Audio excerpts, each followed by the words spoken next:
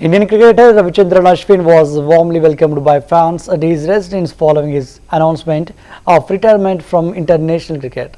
Ashwin expressed his gratitude for the overwhelming support, admitting they hadn't expected such a reception, reflecting on his long career. He shared that while retirement brings a sense of release, it is also an emotional moment, particularly after his notable achievements, such as the 10-wicket haul. Ashwin emphasized that he has no targets and is looking forward to the next phase of his life. He also mentioned his involvement in scouting cricketers through his academy and his desire to contribute to the growth of the sport, especially in rural areas of Tamil Nadu and across India. Despite stepping away from international cricket, Ashwin remains passionate about nurturing young talent and continuing his work in the cricketing world.